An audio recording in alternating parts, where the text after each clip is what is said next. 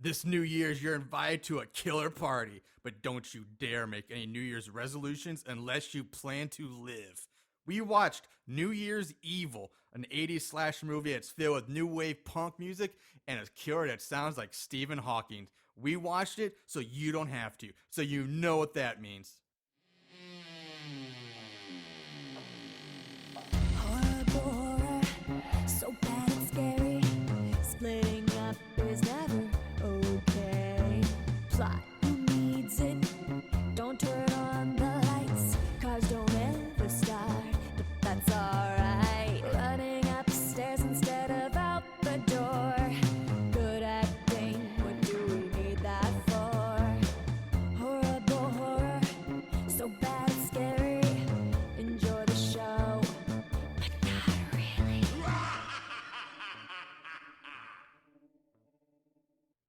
Happy New Year, fuckers!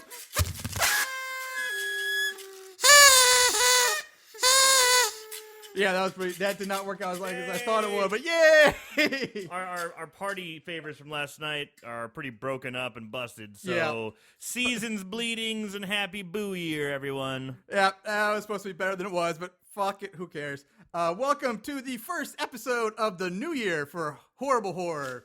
Not really our first episode, but the first one of 2016. We are the podcast where we watch the worst of the worst in horror movies. Movies so bad they're scary.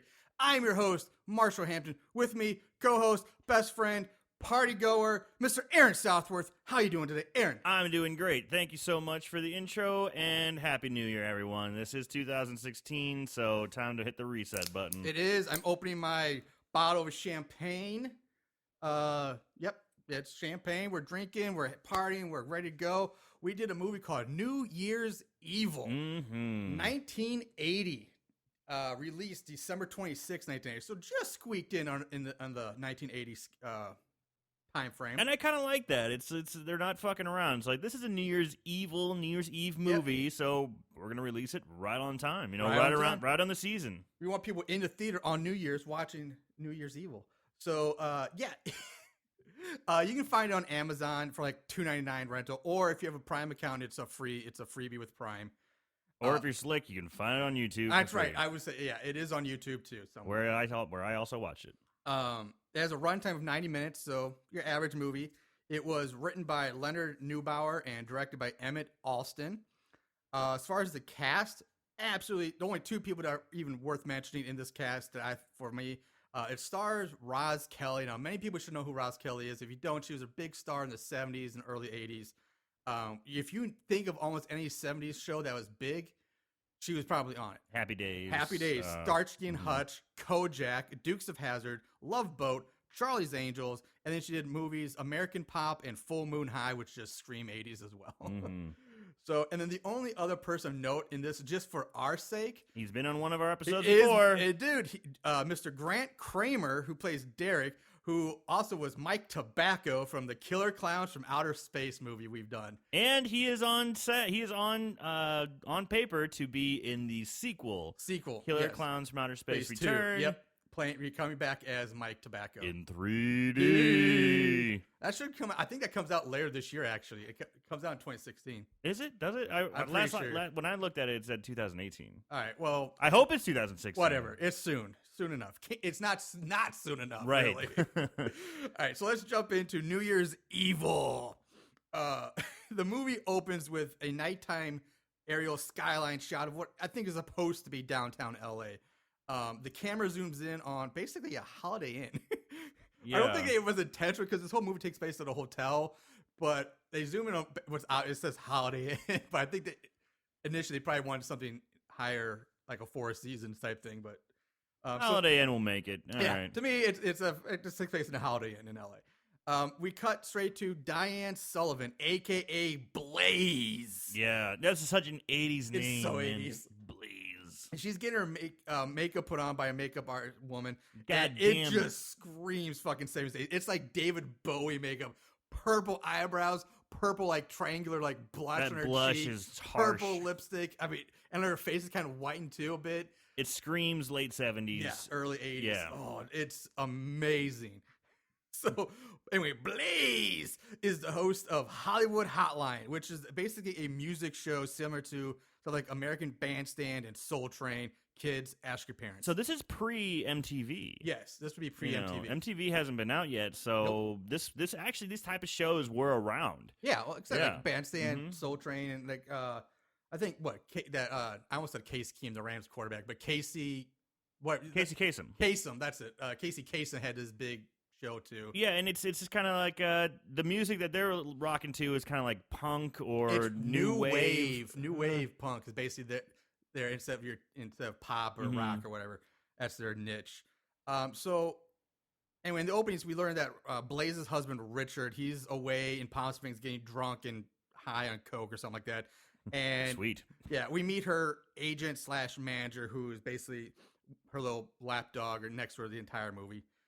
Then they're talking about, we're gonna blow the roof off the ratings. We're gonna go prime time. They're like on that cusp of really hitting it big. Yeah, it all relies on this show. Yeah, you kind of get that idea. Like this is supposed to be their big, super thing. So we cut to Blaze's publicist, who is this black woman, and she's getting ready in her hotel room, and her hair looks like it's one of those beaded doorway curtains that hippies have. She has so many goddamn seashells in her, in her hair. It's ridiculous. Clanks and rattles. I mean, it's like a goddamn door curtain. It's like a curtain on her head. How does she hear a fucking thing? I know. Every time she turns, like clank, clank, clank, clank. Mm-hmm. Oh, it drive me fucking nuts. Just I couldn't imagine living with that. It drove me nuts for just 5 minutes of watching it, let alone. Anyway, so she's doing her makeup, and she gets distracted by the dripping bathtub faucet. She reaches in, turns it off. They make a big deal out of it. And then you see something like the hotel room door, the doorknob starts shaking and rattling like somebody's trying to get in. Uh-oh, what's coming? And so she goes to check it out. No one there. And so she goes back to put on her makeup, but somehow the tub faucet's dripping again. Yeah, more dripping. So she goes back to turn it off again, and they make a big deal of her reaching in. And she gets grabbed by the mystery man in gloves who's hiding behind the shower curtain. Pulled in, and you just see a switchblade go... Pop is open, and then behind the curtain you hear screaming and stabbing, and yeah. But right off the bat, I have an issue with this because I'm just like, how the fuck do you not see the man in the bathtub? Either the first time you turn off the water faucet, which you obviously should have seen him, or the second time you go back in. It's like it's not like he was like hiding or blending. He was just like right there. Well, I'll tell you, she sure as fuck didn't hear him. That's true. All those beads, beads in her hair. You know what? All right, I'll give that. She could just can hear him. So the killer, he kills her with the buck, and now we roll the opening credits. Which, oh god, pretty epic. So epic. The theme song that's played 2 to 3 times in this movie is at first I hated it, but then the more I heard it.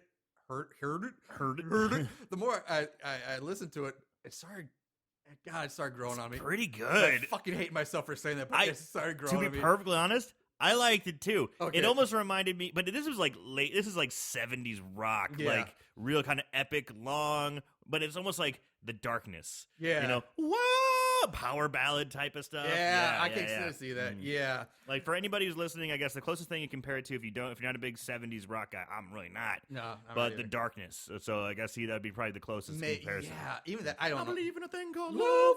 Yeah. So the song is called New Year's Evil, which is a good song. Yeah. I'm sorry, I like it. I know. I hate to say it too, but I think I found one of my new favorite bands, The Shadow. It's The Shadow. We'll cover them. Okay. We're going to cover them in a bit. So it opens while this song's playing through all the credits. It focuses in on this car of way over the top stereotypical or stereotype pumps from like they're supposed to late teens, early 20s. And boy, are they 80s out. I mean, they are so over the top with their actions and how they're acting. So I'm sure they're extras, and I'm sure they said, just go crazy. And they just will not stop. They don't stop. So they're driving down like... First of all, they're in a convertible with the top down. Fucking huge boat.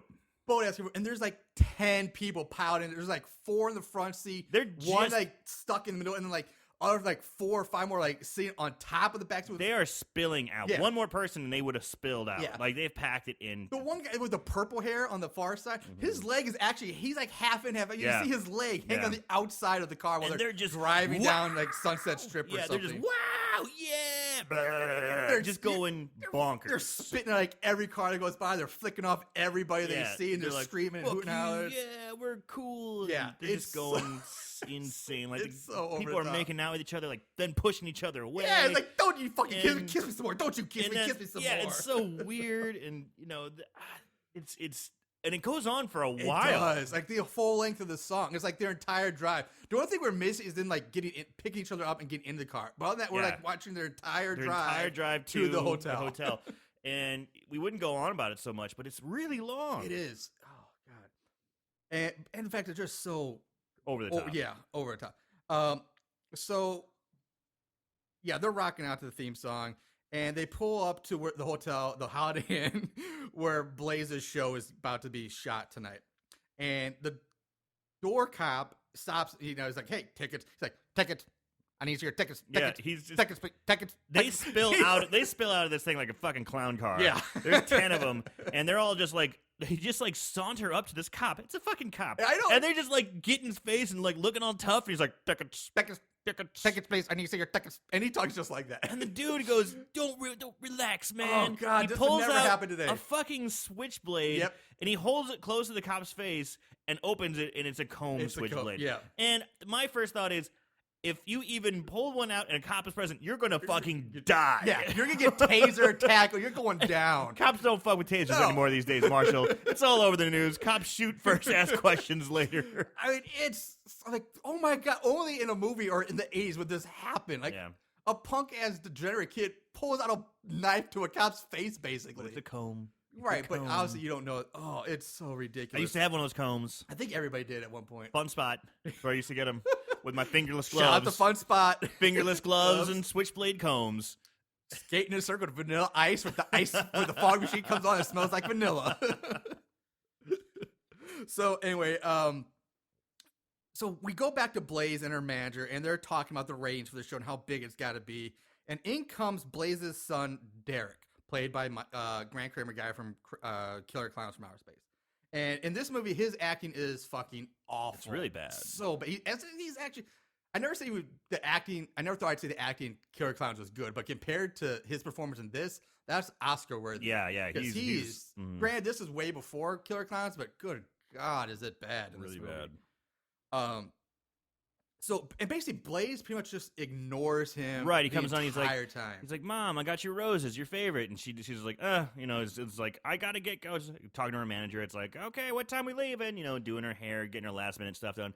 And he's trying to tell her, I got a part in a movie, I got a part on a TV show.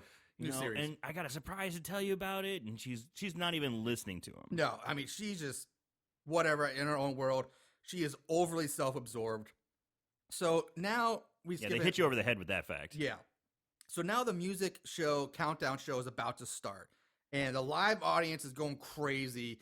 And we learn that the show has been simulcast across the country and following the midnight countdown across 3 other time zones. So there's a New York, Chicago, and Aspen, Colorado, which I thought was a weird choice. But I guess Mountain Time. What else? well, you yeah, gonna but do? like Denver or something. But Yeah, it's cool. Aspen in the 80s, Aspen, though, yeah, was you're right. Exactly. Aspen in the 80s was like the big the thing. shit.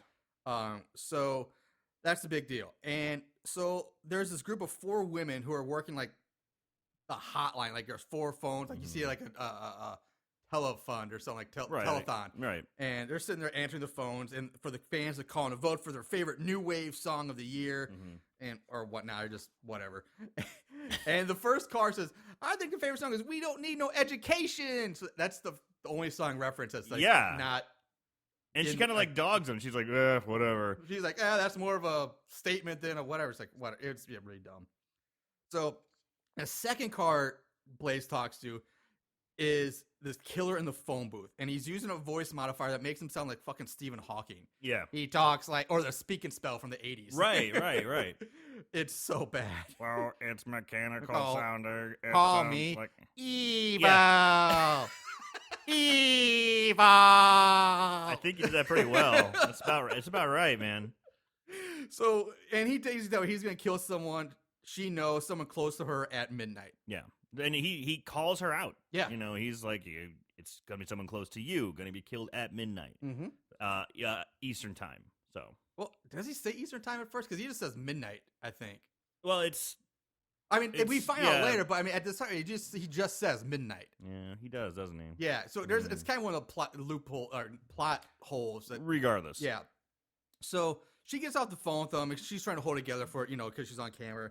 And she introduces the first band, Shadow. And they start playing the damn theme song we just heard again, all over again, New Year's Evil.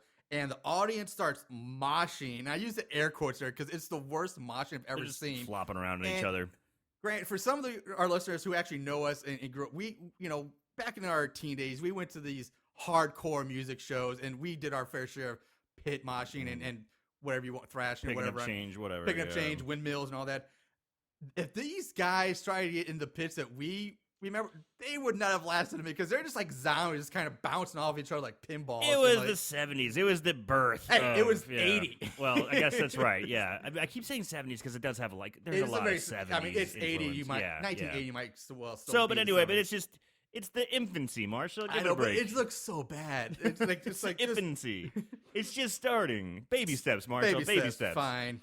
So anyway, after a few more minutes of New Year's Evil playing and more bad moshing, the movie cuts to the Crawford Sanitarium, and the killer sneaks inside one of the back doors using as one of the kitchen workers taking out trash, and you see he's carrying like this large, fucking big ass like tape recorder on a shoulder strap with him everywhere he goes. So it's not quite a boombox. It's just it's a big. Yeah. It's probably the size of a briefcase, of like a small briefcase. Yeah, it really is. I mean, again, it's like it's a tape 80s, deck. so it's like the old it's like VCRs were like it's a tape deck radio. Yeah. Yeah.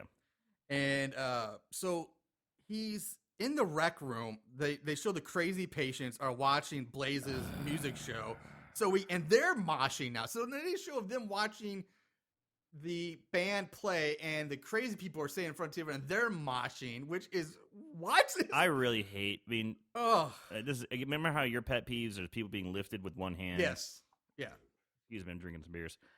My pet peeve is when they always go to the sanitarium or the mental institution and the crazy people are just fucking bouncing off the walls all over the place like, wow, we're crazy.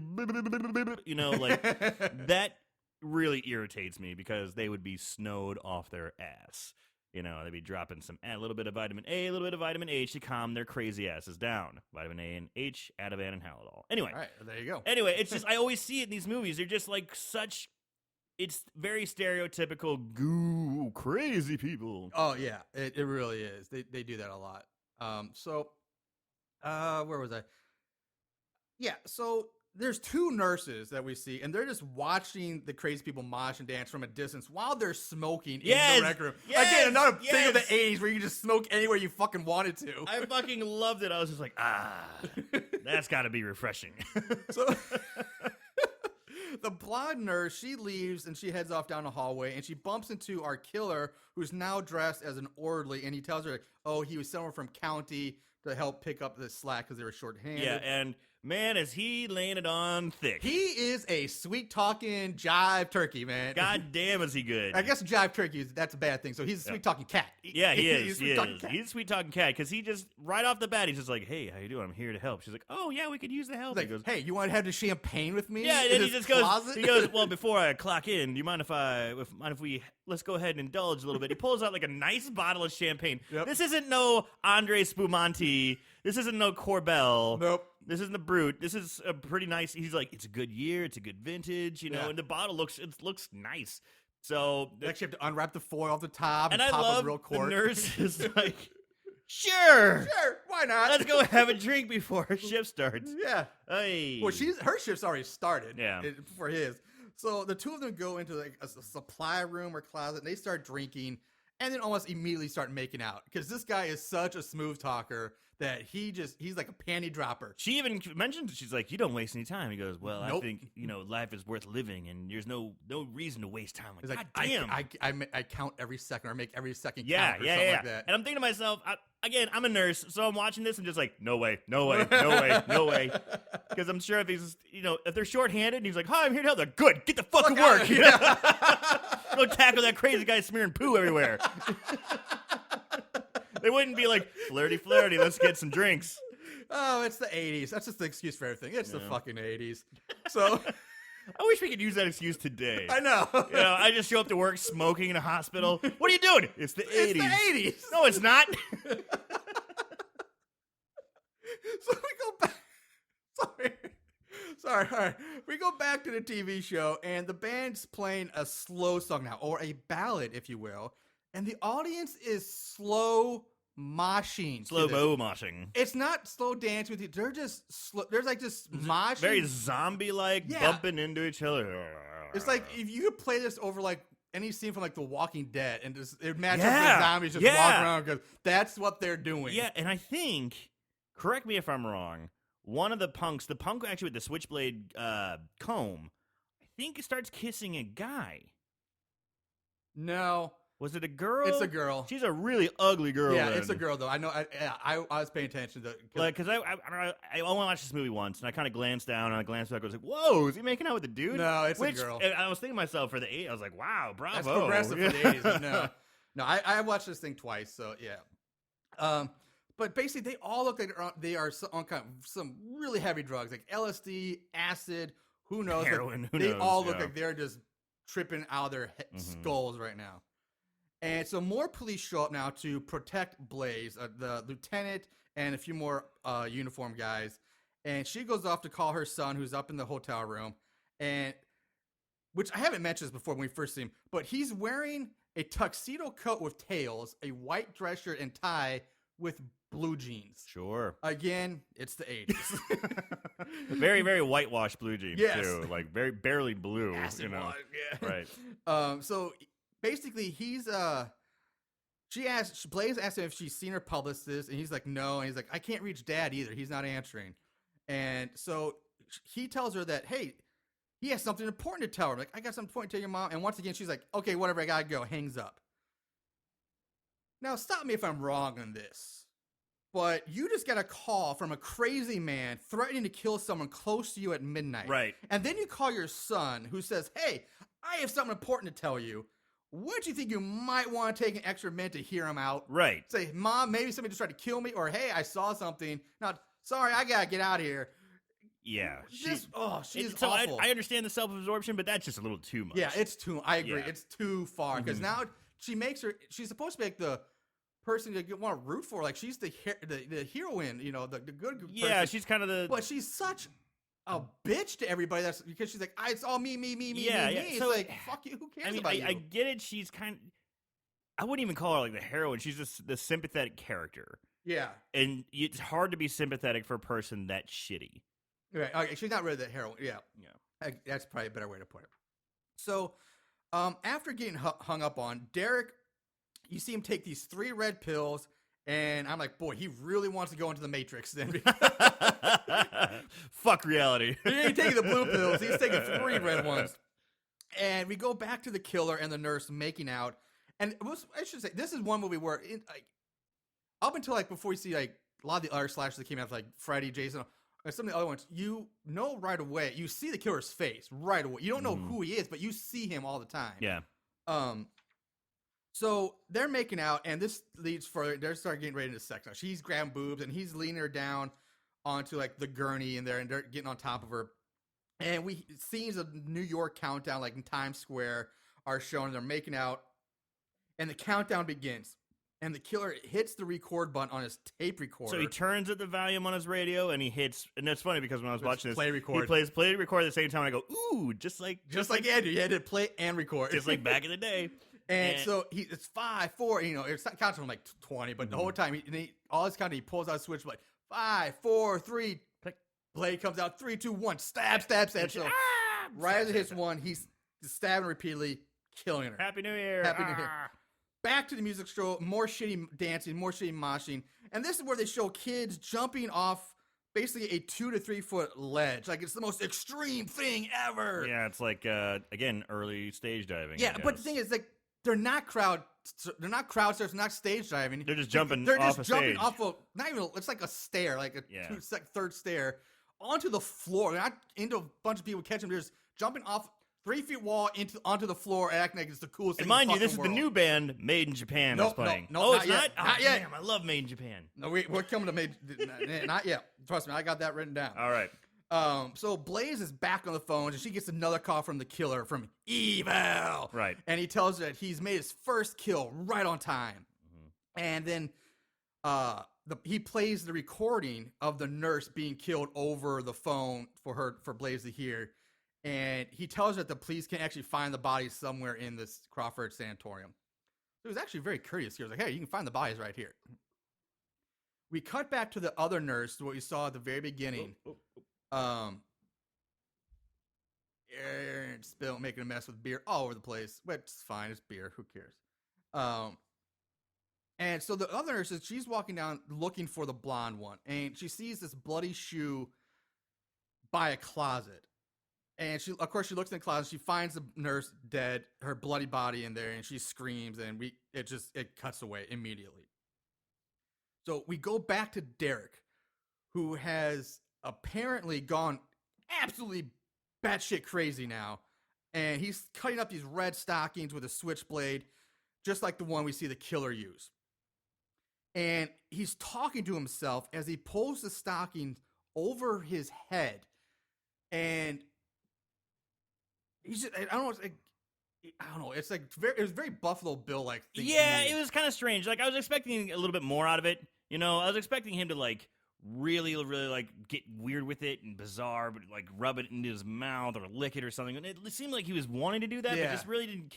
Like, it could have been creepy. Pull it back a bit or it something. could have been creepier. It could have been weirder, but he just didn't go that extra mile. It's still creepy and weird enough as it is, but yeah, it could have been creepier.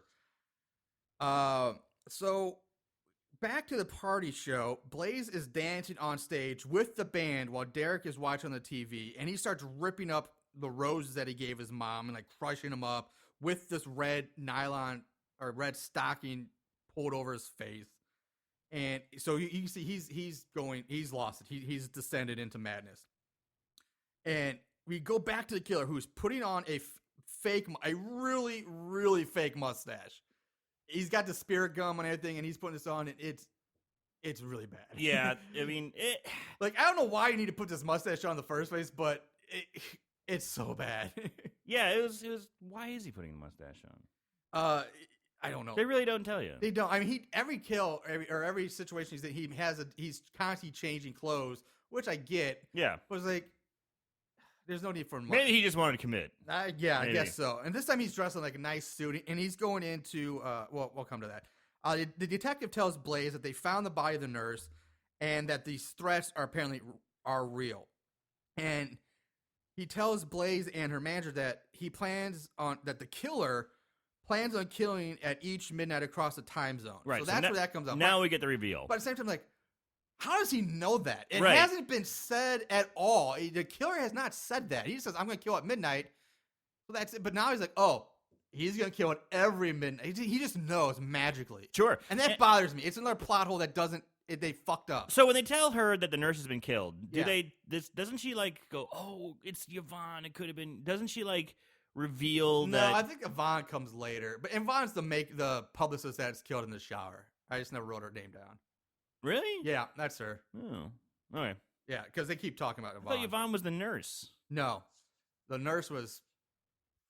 I forget her name, but Yvonne was the Oh, black lady okay, with the beaded okay. hair. Oh, well, that actually makes a lot more sense. So now the killer is going into this nightclub bar, and it's having It's a disco. It's a fucking disco because disco is not dead yet. No, it's not dead yet. Disco is not dead yet, and people are disco dancing. And they're having a big New Year's party, and he spots this blonde girl, and he begins chatting her up and flirting with her. I love this so much. He tells her that he's Eric Estrada's business manager. Yes! Kids, ask your parents who Eric Estrada. He's got the whitest fucking teeth on the planet. And he's like, I gotta go. He's like, you want to come with me to Eric Estrada's New Year's party? Fuck yeah, I do. Yeah. And this time, remember, Eric's not as huge. You know, his fucking chips and all that. Yeah. Oh my god, I lost it. I'm Eric's trust this man. I love that part. That is great. So, at the TV show, the second band, Made in Japan, now takes the stage. They're singing their hit song, "Dumb Blondes," Which I like. and first of all, the singer has zero stage presence, and he does like thing where he looks like a T-Rex the whole time. Yeah, his arms are all pulled. And he's like, "Rah." But they got a good sound. They had a pretty decent sound. It was I almost hated them. Really, it was kind of Ramones-esque. You know. But the best, one of the best lines of "Dumb Blondes" is, "They may have empty heads, but they're Einsteins in bed. Dumb blondes." So that was a fun one. The killer's outside waiting for this blonde girl to join him because she's like, "I have to go pee and I'll meet you soon." So she comes out with her roommate now and saying that, "I can't just leave her by herself and go off some stranger I just met, can I?" And he's like, "Oh, no. I guess." At first, he seemed a little like, ugh. But then he's like, "Okay, but yes, yeah." he begrudgingly takes them both with him. He's like, "Fine, let's go." But he plays off like at first like, ugh. But he's like, then he turns to try and was like, Yeah. Sure, let's go. Yeah. More. And so during their drive, the blonde girl won't shut up. She just talks and talks and talks. Dumb blonde. And the killer is getting more and more annoyed. And it's kind of funny. Yeah, because she's like, "I'm really into transcendental meditation." Yeah, I was about to say, and the meditation like cured my roommate's liquid diarrhea. Yeah, it's like, "I don't chew my nails anymore," and for Lisa, she doesn't get nervous diarrhea. And she's like, whatever her name. She's like, "Stop it." Oh, maybe she does. Oh, so I wanted to kill her. Yeah, I wanted to fucking she kill would her. not. She was so annoying. So and you can tell he's like checking his watch. He's getting anxious about the time. He even says, he goes, "Fuck, we're supposed to be there by 10. Yeah, he's getting worried about getting off his schedule now. And the roommate asks if he can make a pit stop so she can pee or something. And so he stops at the convenience store and gives her $100 bill, telling her to go buy the best champagne they have at basically your Quickie Mart. Go take a. Well, it's a liquor store. Was it a liquor store? Yeah, it was I a thought liquor a store. convenience store. It was a liquor Okay, store. all right. So go take a dump and go get good bottle of champagne. All right, I missed that. I didn't Yeah. realize it was an actual liquor store. So while the roommate is in the store, the killer pulls out this large plastic bag. This is hilarious. With a small amount of weed in it. The plastic bag is like a shopping bag. It's like a clear shopping bag. Huge, and it's got like less than an ounce of weed in it. Oh, it's got like less than an eighth. you Yeah, know? I mean, it's like so small. Maybe enough to roll a joint. And he unrolls his bag, and he reaches down to hit the record button on his record, which is placed between the door and his car seat. And he offers the dumb, annoying blonde girl, like, "Hey, you want to smell Yeah, this?" it's like, "Yeah, I got some good Colombian weed. You wanna want take- this kush or get some a, get a smell that?" smell?" And she's like, "Okay." So she leans over to smell, and he just, boom, wraps the bag around her head, suffocating her, killing her. And oh my God, does she hokey it up? She's Oh, the thing is, you can tell they obviously, I guess, rigged the bag because the bag never gets sucked into her mouth. Like, if she's like inhaling desperate, that bag can go right into her, and it just a big poof, like inflated. condensation also be showing Yeah, up. And so, you know. They messed it up. But still, still. my God, is she hamming this death up? She's like, "This is my big scene." Yay! So the roommate comes out. First, the scene in the liquor store is awkward. Yeah. She pays the $100 guy like 95, 96, and it's the black guy at the counter, and he hands her change, and he's like, and she gives him a look like it's so out of place. Yeah, it's she's just like a huh? like this And nod, he like goes, and he just kind of goes, and it pans to him, and it was like very close in his face. He's like, "Thank you very much." Happy Goes New back to Year. her. She looks, goes back to him, and have a happy New Year. but it's weird because the look she gives him is so weird. It didn't even have to be. No, It it was did. But the such look a- is like, "Good for you for having a job, black man." I know. It's so. I mean, What is going on? Black people are productive members of society too. They sell us booze. Yeah, it's What the fuck is that this? scene should not have even been in this movie. Yeah, she's like, "Good for you, good for you, sir." Yeah. Yeah, he's not young. I'm sorry. No, I mean, he's an older like guy. 40s, Yeah, 50s. yeah. So she comes out of the store and the car's gone, and she sees one of her roommate's shoes lying in the alleyway, which leads her down the alley to her other shoe, which is lying next to a dumpster. And you see this blue piece of cloth that's like part of the girl's dress hanging out, kind of been hanging out. So it's almost like a trail of breadcrumbs leading to the dumpster. It's like you see a shoe, there's another shoe, like, oh. there's some clothes hanging out the dumpster. Yeah, like, okay, well, we know the body's going to be and in the friend dumpster. is starting to freak out. She's like, oh, no. So she opens the dumpster, and instead of the body, it's dark. You see, it's just a black screen first, and then all of a sudden, a lighter gets flicked on. Flick. And it's the killer holding his lighter, and he's like lying like it's kind of creepy. And he pulls her into the dumpster, and the lid closes down, and he kills her. You don't see how, but you know what happened. Kind of cool. I thought so too. Like, there's gonna be one. Okay, you open the lid, there's the body. We see that big. Right. I was not expecting for the light to pop on the killer, be like, because it's really tight on his face. Yeah, it's really tight, and just yanks her in. Like, that's a really like. Well I liked done. it. I liked it. So. After the killing, he calls Blaze back to tell her that he just killed these people, and he gives the cop a general location of the bodies. And yeah, it's like this killer is just kind of like, yeah, I killed so-and-so at this corner. It's in a dumpster at the corner of so-and-so and so-and-so. Well, he doesn't say in the dumpster. He says, I took out the trash or something. He like says, that. I took out the trash. And you can find the bodies, in this area of this corner street address or whatever. So the two, but again, and this is a major plot hole because where they find the bodies is nowhere near where there's like. It's not too far away. It's walking distance. I don't know. It's like somebody's backyard. Yeah, I guess someone looks like I live next door to the liquor store. So these two beat cops find the bodies of the women in like a backyard playground. Yeah, it's like I guess a little kid lives there. So one of them is standing, like the one with the bag over her head is like propped up. Her arms are through like the swing notches, so she's like propped up by the chains of the swing. And kind of creepy. It is. It's creepy. She kind of looks like this doll or scarecrow with a bag over her head. Yeah. And she's like stabbed each of her boobs. Like she's got stab wounds on her boobs. And so the roommate's body, the other cop's like, hey, there's something over here. You follow this flashlight across the ground. He finds this white purse, like clinch. What is it? Clutch. Clutch. Thank you. Little white clutch. And as soon as he picks it up, the roommate's body comes sliding down the slide head first on her back. Mm-hmm. And again, you see she's been now stabbed in her boob as well. And that's so. Then it jumps back to the killer, who's now dressed as a priest, right? Driving around and encounters a biker gang. This is great. Yeah. So he's parked. He's at a stoplight, and the biker gangs come up on each side of him. They're like, "Fuck you, Padre!" Just like for no reason. They're just like, "Fuck you, we're bikers." Doesn't seem to mind too much. No. But he keeps on driving. He's listening to the radio, and the radio's starting to say, "There's a killer on the loose.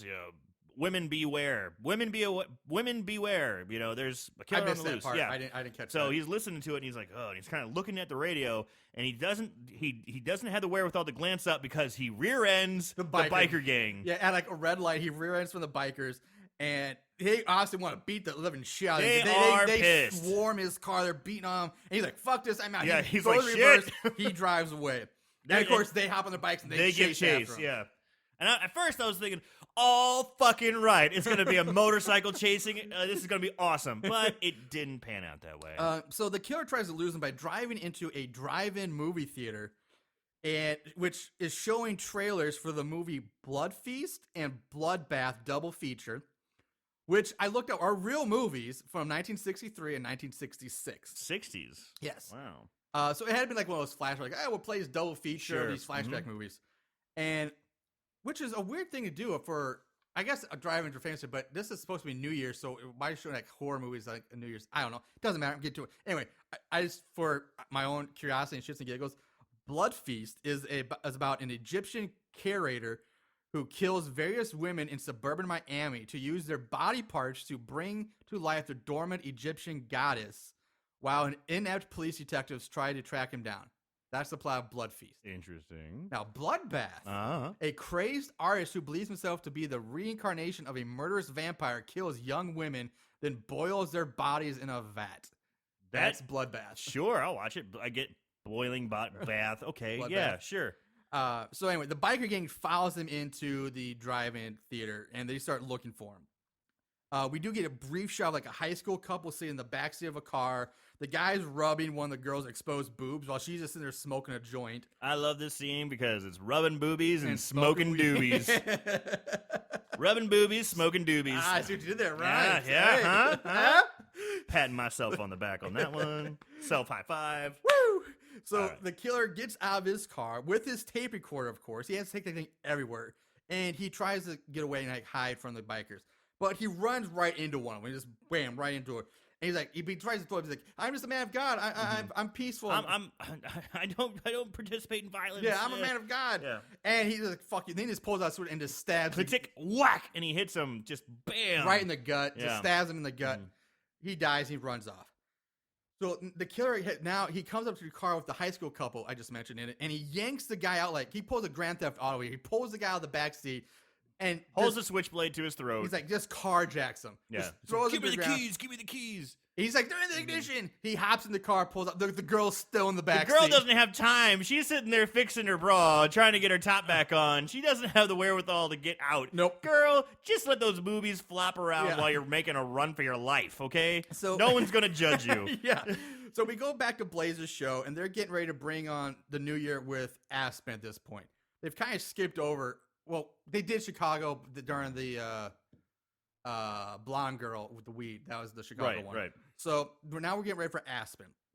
And the in the car, the girl's crying in the back seat, and she's trying to bargain with the killer. She offers him all the money she has $3.50. and her ring, so $3.50 in a ring. Yeah. And she even says if he wants to.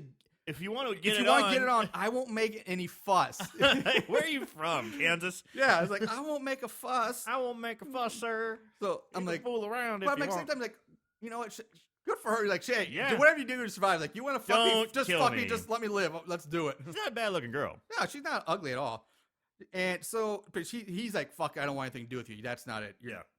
So they're driving some more, and the killer nearly runs over these two He's drunken like guys. pulling into the park. Yeah. He's kind of like pulling. He's driving towards the park. So it's kind of a weird area. It's not exactly a street. Secluded You know, it's or- like almost like a driveway or Yeah. or like a parking pad. Yeah. And two drunks wander out in front of him. They're partying. They're like, New Year's, yeah! They're like in party hats, and there's just two dudes shit-faced. Yep. And they wander in front of him, so the guy has to slam on his brakes. The killer slams on his brakes. He's like, get the fuck out of my way. And while there's this distraction, the girl makes a run for it. Yep. Finally gets the wherewithal to make I'm like, a run good for it. you. She Yeah. gets out of the car and she takes off running. And so, of course, the killer chases after her with the tape recorder flopping over his shoulder. And we come to like this set of bleachers. I gotta say, though, during the chase scene, she's running like... Oh, it's bad. like her limbs don't work. Yeah, like her it's arms so can't bad. come down there. She's like, she's jogging. Her arms are flopping all over. I just, totally agree. The and then chase it is pans to awful. him, and he's doing the lightest jog you could ever do. Yeah. I'm thinking you can power walk faster. Really, he's just kind of, I'm gonna get her. You know, He's kind of like the half-ass jog people do when they're like, if they're trying to, when you're crossing the street and a car comes, like, oh, let me speed up, you know, like I'm not really rushing, but I'm rushing yeah, jog. it looks like I'm moving faster Yeah, for you. yeah. That's what it looks like. Very good description. Or it's like it's raining a little bit, and you got to get something on your car and go, jog your car. You don't want to run too hard. Exactly. So yeah, so we get to the bleachers, and he starts like tapping the knife blade on each like set, kind of like an intimidation thing. To me, it was very reminiscent of like when Freddy Krueger like drags his Right. razor glove down a wall. And He's got a feeling she's in the area. So yeah, so he's trying to like intimidate him. Yeah. And we see her hiding underneath like a snack shed, like this is like a football field or something, and there's like a snack stand. So she's hiding underneath it. And we see cops are seen talking to the drunk guys that were almost hit. And you hear the woo woo, like the car pulls up, and you think the killer would go, well, shit, the cops are here, gotta go. Nope. No, he's determined. But he's not even like increasing his like need to find her. He still keeps going with the. He does pick up a trash can and throw it, and he does make. He throws it. He thinks you kind of get the idea. Maybe it'll startle her out. Realize, where she might be. Anyway, the drunks point the cops in the direction they ran, and he's about to find her when the cops are like, "Hey, you, freeze!" Off in the distance, like, "Hey, you, what are you doing?" And he takes off running. He finally takes off. And the cops come running. up and they go, "Ma'am, ma'am, okay? so she lives. She actually lives. She survived. Yay! Yeah, I was like, way to go. That's the one instance where the stoner makes it. All right. Well, she didn't have sex, but she was about to. And she was getting stoned. Yeah, she's getting stoned. Yeah. So the horror mythos is broken on Yeah, that one. yeah. The rules are broken. So She's the only survivor.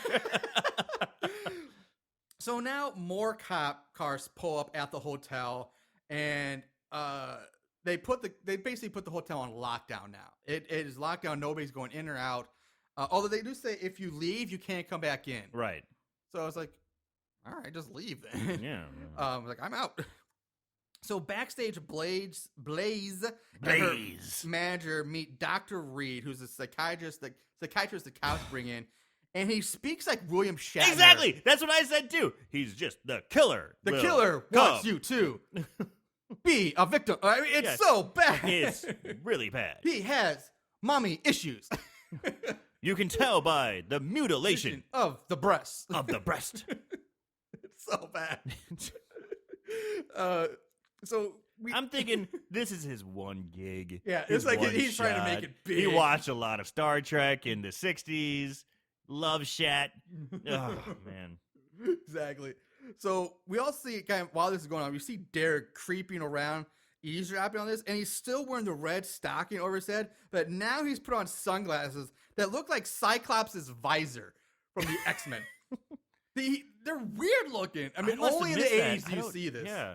I wish you would have seen it because, oh my God, it's just like this wraparound, really narrow thing that wraps around. It must have been a quick shot because it's pretty quick. I must have been like, looking at something or, I must have just. Yeah, he looks like Cyclops though. Weird. It's kind of cool and sad at the same time. So the killer gets dropped off at the hotel by some do-gooder who just thinks he's giving a priest a ride because he's still dressed in the priest outfit. Yeah. And he notices the cops at the door. They're not letting people in. So he goes around to the parking garage. And he lures the cop away from the door and hits him over the head with a brick, knocking him out. Random brick just laying there. Yeah, it just happens to be laying there. And he takes the cop uniform, he puts it on, enters the hotel. And I want to take note that when the cop that he knocks out and lures away is quite a bit heavier than the killer. Yet the uniform fits perfectly. It is a wonderful fit. I mean, it's like the shoes from Back to the Future 2. Just like auto-fitting. Just put them on, just fits you right perfectly. Yeah, this is also the 80s, so, they didn't leave much to the imagination. They didn't wear baggy clothes then. Yeah. This is some tight, tapered, He's uniform, clothes. Yeah, exactly. So he makes his way to, like, this pre-chosen location where he's stashed this chest with other clothes in it underneath a large fuse box or electrical box. Right, so he said, this is a long con. He's been setting this up for a while. Obviously been playing a very long time if he's got stuff, like, set up and waiting. So Blaze, she gets escorted back to her room by a cop, and he finds Derek lying on the bed, and he tells mom or Blaze, he's like, I have a surprise for you, but now I don't want any part of it, and he storms out of the hotel room. Yeah, and she asks the cop to leave so she can change clothes, and out from the bathroom comes a man in a white tracksuit wearing a mask that looks like a clown version of Richard Nixon. Yeah, a caricature of the guy from V for Vendetta. Yeah, it's more of a Nixon. Yeah, it's like I think it's a better way of putting it. It's like a clown. It's really Nixon-esque looking, but it's very clown. It's like very white and like rosy cheeks. Yeah. It's but like it's not quite Nixon, but it sure looks a lot like Nixon. It's like clown Nixon, basically. Yeah. That's a weird fucking mask. It is. It's really strange. It's not scary. It's just fucking weird. It's just weird. So he's about to come up. You see him raising like he's going to strangle Blaze. And Blaze! And he says, ooga booga. And and she doesn't do anything. No, he's like, he goes, boo. She turns around and he takes the mask off, and it's the killer. Ooh, and she goes... Which reveal is her husband, Richard. Yes. So that's the big reveal. That's why Richard couldn't be Richard, and he was off in Palm Springs. Can I admit something? You go ahead. I knew it right off the fucking bat. Oh, it's not hard to figure out. I was like, "Yep, that can confirm my belief since the first scene." Yeah, it's not hard to figure out. I mean, but at this point in the movie, these movies weren't that all about trying to trick people. It's just people aren't just weren't as it's not like the Scream movies where everybody has to have a twist or something like that. Right. So she basically. He tells her that he drove up from Palm Springs after hearing the crazy guy calling to the show. He's like, I heard this. I want to come and make sure you're okay. And again, she's like, okay, whatever. Can you leave and find her son while I get finished getting ready? And so she kind of blows him off again. Yeah. And on the way out, the cop asks him how he gets into the hotel. And he's like, and Richard tells him that, Blaze, his manager let him in. It's like, he approved it. But the cop's suspicious. He's like, huh. Yeah. So he makes So a good on call. the cop. The cop yeah, the aren't cop's really- like, aren't hey, really can you double check stupid. this? He makes a radio call. Can you double check this? We've seen a lot of dumb Yeah. cops in these movies. These He's cops are not- actually kind of they're on not point. too bad. No. Yeah, they prevent a murder. Yeah. You know, they actually prevent one of the kills from happening. And they kind of prevent more by following through with this. Yeah, like, hey, yeah. check this guy out. And so he goes to this fused electrical box and starts hooking like clips onto, hooks up to it and messing with it. This is retarded. It is retarded. But He we're gonna seems come to- back to this. He seems to have. Okay, well, go on. All right, it's so bad because it's a big part of the movie from here on out. But so the lieutenant gets a call from someone telling him that the car they found at a drive-in belongs to Richard Sullivan, and that he was once a patient at Crawford Sanitarium. Right. Which again, like, what? If he was a patient there, why would he be married to this girl? I was like, they make no connection other than oh yeah, he was a patient there. I thought about it while after the movie, and I was like, well, again, you can't release that information to public. It's HIPAA protected. You can't say, oh, well, so and so was a crazy person. So if he got out, that's private information. You All can't right. release it. So Okay, that's well- up to him to tell somebody. All right. Then I'll let that slide. So anyway, the lieutenant, a cop, and the man, they go off to find Richard, track him down. Now in the elevator, Blaze is talking to her cop escort while Richard watches on a security monitor next to the electrical box. Equipped with sound, mind you. Very advanced in the 80s. Because they It's- don't do that shit now. No. So this is where it gets fucking weird. Like, I don't know how he does this, but he shorts the elevator out with these Oh, fuse boxes. well, this is very scientific. He takes two alligator clips and then just starts jamming a fucking flathead screwdriver into it. Sparks are flying, and somehow he controls he the can elevator. control the elevator just wiggling around the screwdriver. Yeah. It doesn't make a fucking No, lick of sense. not once. Please, any electrical engineers, electricians, please. It is ridiculous. How does this happen? He's just jamming it. He's poking it like a savage. Go up, go down, faster, slower. Yeah, he's just like a monkey poking on a keyboard. It's like that's what I look at. It's like how? Yeah, it pissed me off. Just like this. No way does this happen. Ugh. It's fucking ludicrous. So He's yeah, like able to control the speed. yeah. what he floor it calls- stops exactly. on It starts dropping with a faster. screwdriver. So the elevator's plummeting, and he wiggles the screwdriver again, and it just comes like a dead stop. Yeah, so it's plummeting. She's screaming. Yeah. Like she's really selling it, Yeah. And the cop is going, push that button, Push that keep, button. keep pushing that buttons. He's not panicked at all. She's screaming like she's gonna fucking die. So I'm Yeah. kind of confused as to what's happening.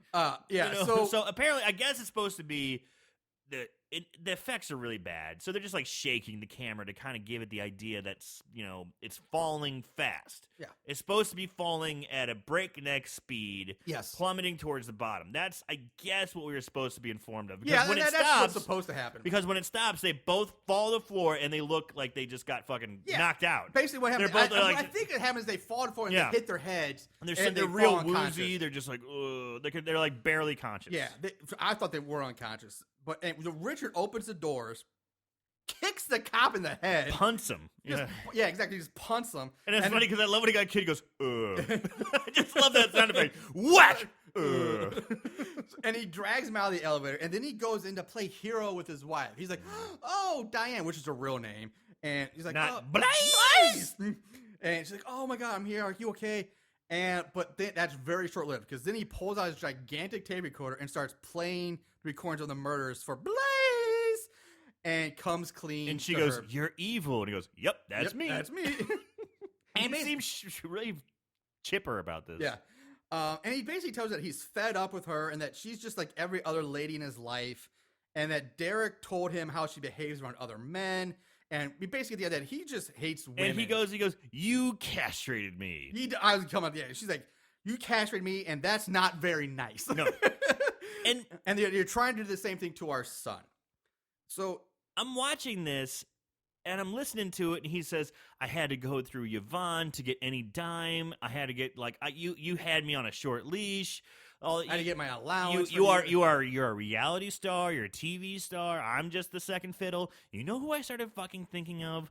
Bruce Jenner.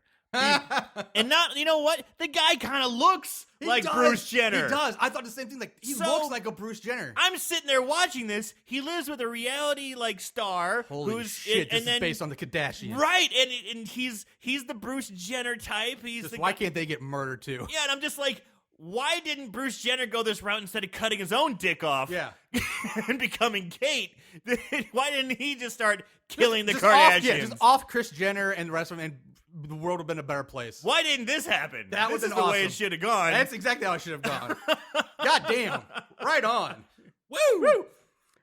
So after some more creepy talk, he says it's getting late, and he grabs her, and we cut to police who are looking around for him, looking all throughout the hotel for Richard.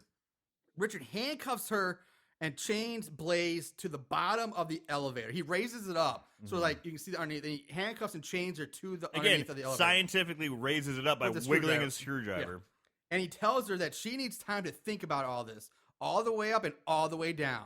And enjoy your going away party. Get smashed. Yeah, I kind of like that. I like that, too. And so, again, he uses that fuse box screwdriver technique and raises the elevator up to like the top floor. Like, so she's like hung by chains by her wrists underneath the elevator. So it's going up and down the shaft, and she's just hanging. Yep, it's kind of cool. It is. I've never seen that before. I mean, that's unique. That's very really original. Unique. And so on the way up, Blaze sees the head of her publicist placed like in this alcove of the elevator shaft. So again, he's planned this out. Strategically placed Yvonne's head. Like, hey, you're about to die, but there's the head of your publicist. Look at all those seashells in her hair. Yeah. So inside the elevator is a girl and some black guy who looks like he's wrapped in Scotch tape. And what was in his outfit? So he's got like a vest, he's got no shirt on underneath, and it looks like he's wrapped around with like saran wrap. Yeah, or Scotch. Yeah, I don't understand it. It's like, is he a wrestler trying to lose weight? Yeah. You know, because that's a weight cutting trick. Is to wrap yourself in the plastic, but it's not that. It's strands of Scotch tape. I don't know. It's so weird, and they're both just like drunk off their fucking asses. She's got the worst fucking teeth I've seen. Her teeth just look like. I was too distracted by the Scotch tape outfit to look at her teeth. Her teeth look like fucking kitty litter. Oh. It was disgusting. Anyway, they're both just sitting there. They look stoned and drunk. They just fucked up, and they're going up the elevator, and they hear. At the same time, where do they fucking come from? Because it's a hotel. It's a hotel. Here's why it bothers me. Now, maybe I'm wrong in this, but when she is hooked up to the elevator, you clearly see inside it's empty, and then it goes up. And up and up and up and up. You never see it stop for them to get on. I'm not too worried about it. It just it's obviously they just got on the elevator. Yeah, but there's no purpose for them to be in there. They don't do anything except for scream when it goes up and down. So they don't even need to be in the elevator. There's no reason for these guys to even be shown in this movie at all. Whatever.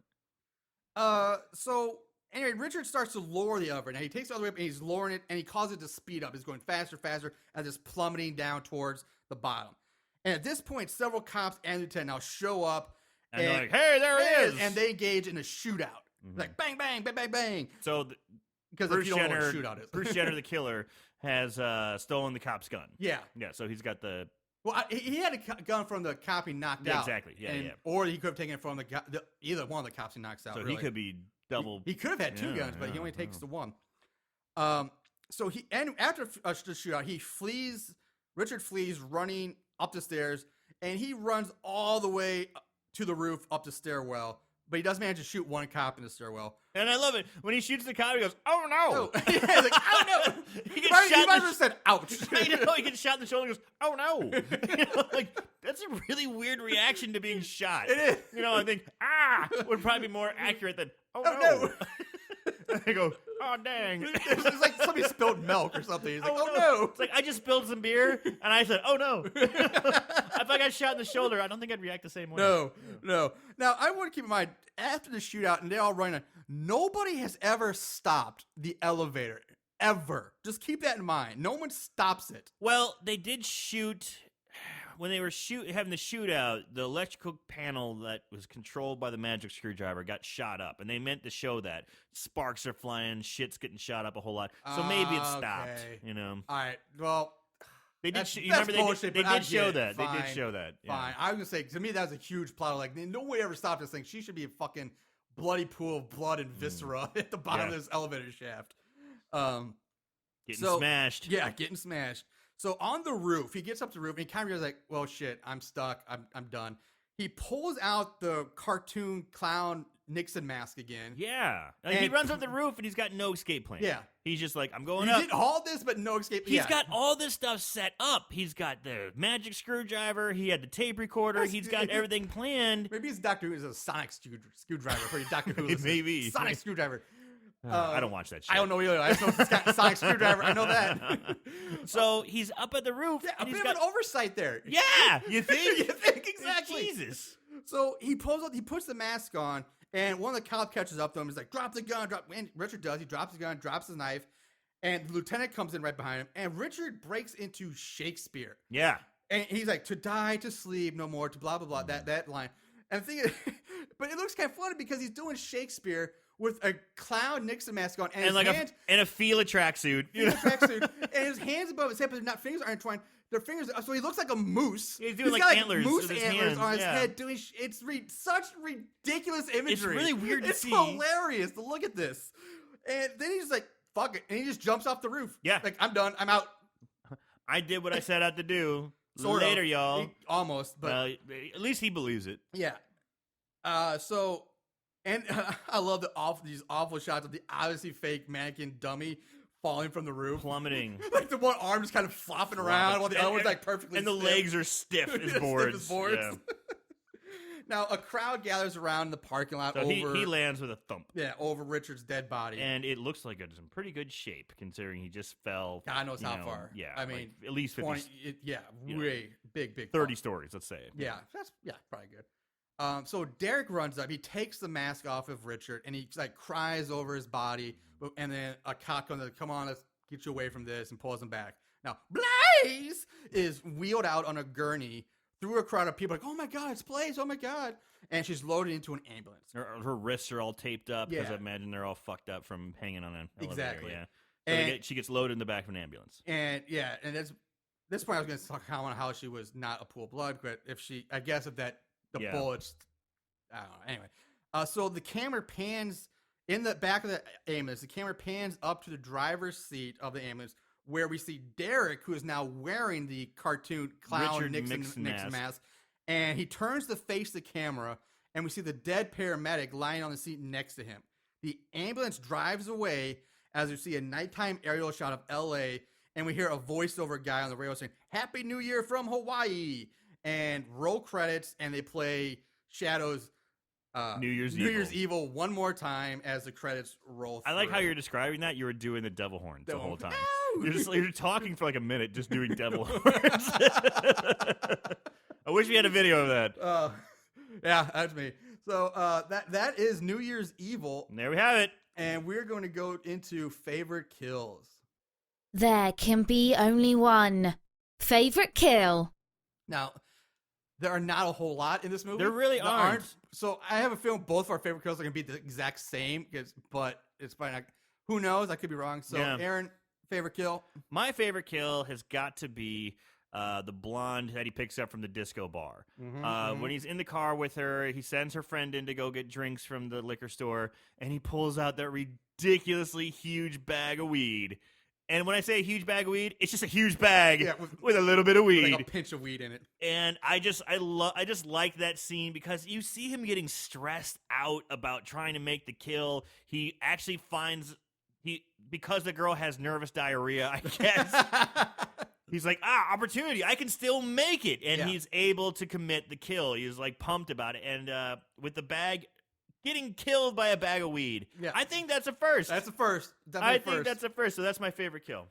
No surprise there. My favorite kill was bag of weed, bag of weed. Everybody needs a bag of weed. Yeah. I'm tone deaf, but every time I think of the bag of weed, I think of the song from like Family Guy with Brian Stewie that sung the bag of weed song. So yeah, favorite kill is definitely a bag of weed. First time I've ever seen that. I was wondering what you were trying to sing, but I was like, oh yeah, he can't sing a fucking lick. No, I can't. I can't do it. So I remember you tried to play guitar, and I was like, this poor bastard can't do it. And you tried to play that guitar, man. You took lessons, and it just never took. I'm tone deaf. I can't help. Like nothing I can do. So anyway, so that's our favorite kill. Moving on into the odds and the ends. Not only did they watch these films, they researched them too.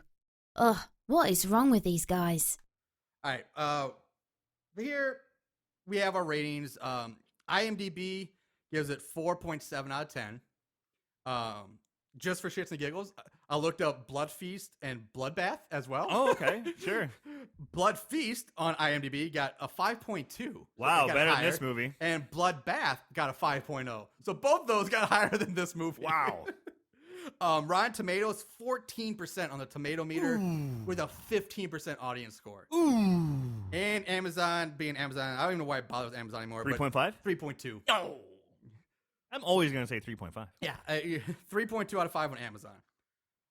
Plot keywords, there were a decent amount, but nothing too weird. And these aren't that great, but punk rock band, broadcasting, nightclub, and this was this weird phone terror. I've never seen that before. Phone terror. Phone terror. Phone terror. Yeah, phone terror. Have you experienced phone terror? Maybe when I don't get reception on my cell phone, It's that's terror. I don't know. I used to get prank called. When I get roaming charges, I don't know. One of my favorite phone terrors. I used to get prank called by these, like, I'm pretty sure they were like teenage girls. This was years ago, and they would call me up like I remember once this. every 2 weeks, and I was like, "Ooh, they're pranking!" me. I was like Yay! excited. At first, I was annoyed. I'm like, "I'm getting pranked. This is stupid." But then I was just like, "Ooh, I'm getting pranked again." I answered. I'm like, "Hello, how are you?" Yeah, then you started enjoying it. I Like, really just did, play, and then I play along with them. I think I creeped them out Yeah. because they stopped calling. Yeah. So, moving on to trivia. So there's really barely anything I find on this movie, and what I did find isn't that big, but it's what I could find. It's kind of hard when you go back this far. Yeah, some of these ornaments. I mean, this is 1980. Yeah, you know, barely 81. While Miaham Golan and Yoram Globus, which What? those What language are you speaking? they're I think they're like Israeli people who Okay. bought Canon Films, which is this is Mm-hmm. made under the Canon Film umbrella. And Canon Films are notorious for Actually, yeah. awful B movies, Yeah. like movies in the 80s. They did like the Masters of the Universe He-Man movie. Actually, was Beetlejuice a canon film? I don't think it was. I think it might have been. No, that's too good for Canon. Well, that's the thing. I mean, it was. Canon did like I think they did Cobra with Sylvester Stallone, and they did a bunch of like the Chuck Norris movies. Oh, like Delta Force. Yeah, those are like all canon.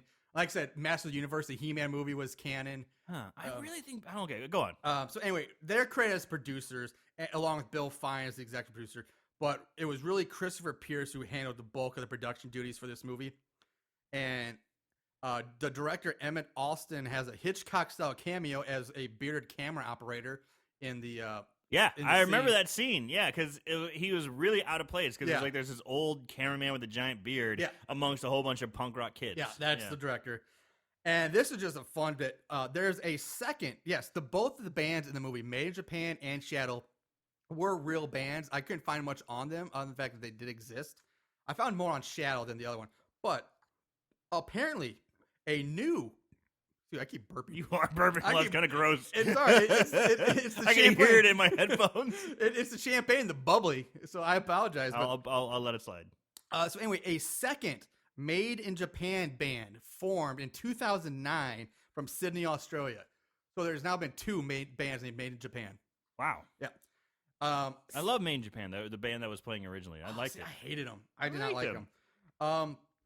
So this would be the time where we do the budget game, but sadly there was no budget information available for this movie. I looked and looked, could not find it.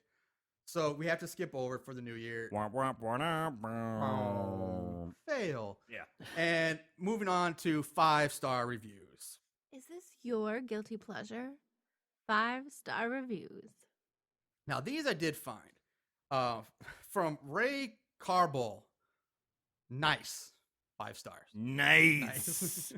Yeah, nice. He was smoking some of that good Colombian. 5 stars, nice. From Mandy Baby. Is this movie unedited? I need to know before I buy. Been burned before, and I'm not trying to get burned again. Really? 5 stars. What? What? Is this movie edited? Unedited. Is it unedited? So does she want an edited movie?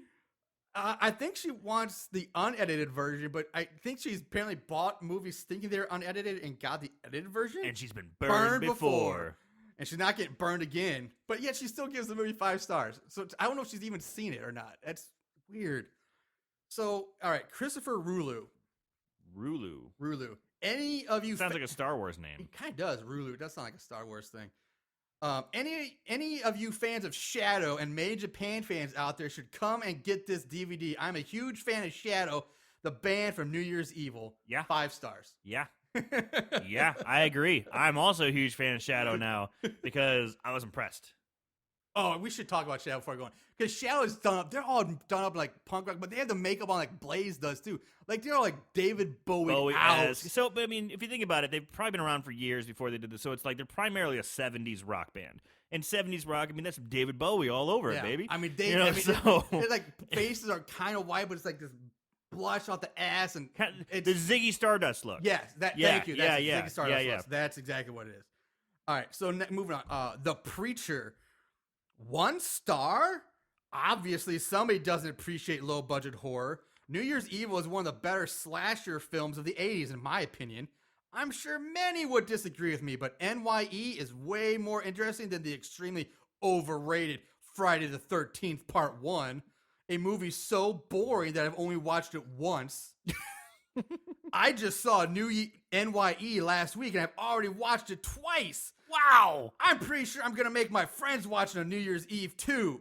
NYE isn't overly gory, and it's easy to figure out who the killer is.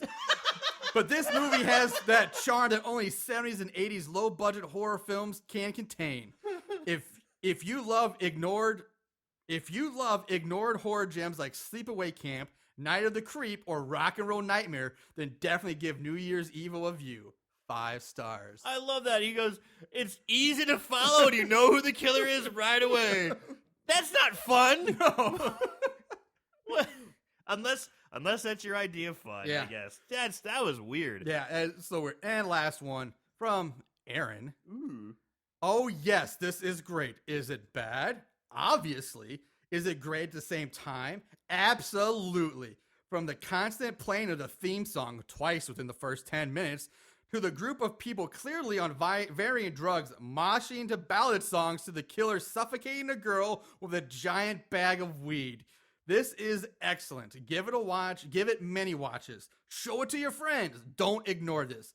I suggest not, or evil may come for you. Are you sure I didn't write 5 that? stars. That's why I wrote like, Aaron, you may have wrote that. I think I did. That sounds almost exactly like something I'd put. I'm just like, I like this guy. I like this guy. This guy is me. All right, so that's it. We move on to So Bad It's Good, So Bad It's Scary. Final recommendations, final thoughts. Aaron. Okay, so I didn't know anything about this movie going into it. I had no expectations whatsoever. Honestly, at the end of the day, I'm going to say So Bad It's Good. I enjoyed it. I'm surprised. I thought it had little. It's the little things, Marshall. Considering we're a horror podcast and we watch shit tons of horrible horror movies. Yes. I mean, that's literally what we do. So when I see the stoner horror girl live, I am impressed. When I see that cool little shot where he's in the dumpster and he lights the cigarette lighter. That is a good shot. And when you see 2 bands that are real bands, like performing on, it's got some originality to it. I really wish I could have found the budget for this movie. I'm so curious about what this costs. Yeah, but so I'm gonna say So Bad It's Good. It squeaks by. Don't get me wrong. Right. Don't get me wrong. It squeaks by, but I think that our listeners should at least check it out. It's worth watching then. Yeah. All right. And I'm surprised. I thought, Aaron's probably going to hate this. Except I saw the bag of weed. Aaron's going to love the bag of weed, but he's going to hate the rest of the movie. But surprised, I'm the same way. I didn't know anything. I thought it was going to be awful. And the first time I watched it, I was like, oh, God, this kind of like, eh. But then when I watched it the second time to go through notes and the songs started growing on me, I was like, you know what? This really, it's kind of enjoyable. Like, it's watchable. Like, it's unique. There's some interesting things that haven't been done before. So I, too, say So Bad It's Good. Give it a watch. And I like, one thing that I will say is that it's original in the sense that he's killing by time zones. Yeah, that's never been done either. That's never been done. And he misses one. It doesn't work out exactly the way he wants it to. He does. So, if somebody does get away. It's not formulaic. Yeah. It's not that formulaic, he's going to get her because he's got to make that kill. We already no, he doesn't. He doesn't get her. And the drug smoke girl gets away. Right. And breaks the rules. Right. And so it's just, it's I like it. You know, Yeah. I was surprised. I was surprised too. I Yeah. did not think I was going to like this. Going into it. Yeah. I was fully expecting this is going to be awful. Mhm. So both of us surprised. Give it a watch if you get the time. Check it out. That's going to do it for us. So remember, check us out on Facebook. Happy New Year, motherfuckers. Check out our website, horriblehorrorpodcast.com. Follow us on Twitter at So Bad It's Scary. We're on Podbean also, so you can find us at horriblehorror.podbean.com. And, of course, we are on the Epic iTunes. Subscribe to us. It's free. Share us. Download us. Give us a like. We'd appreciate So, real quick before we wrap it up, any New Year's resolutions, Marshall? No, I don't do that bullshit. My resolution is to watch more horror movies. Yeah. So here's I thought about to saying that, you. but that's cheesy. So It is. cheesy. And I've had a couple drinks, so. All right. Yeah, watch more horror movies. And if you have any comments or anything, email us. You can email us through the website or just send us on Facebook. Let us know if you have comments, Facebook, questions. Instagram, Twitter, chat Any us movies up. you want to do, want us to suffer through, let us know. We got 2016 as a whole year of crap. Yeah, we got a whole so. year of crap ahead of us. So good year, everybody. It was great. 15 was great. Hope 16 is awesome for all of you. We will see you in a week. We're out. See you, Moon Goons. Moon goons and fuckers.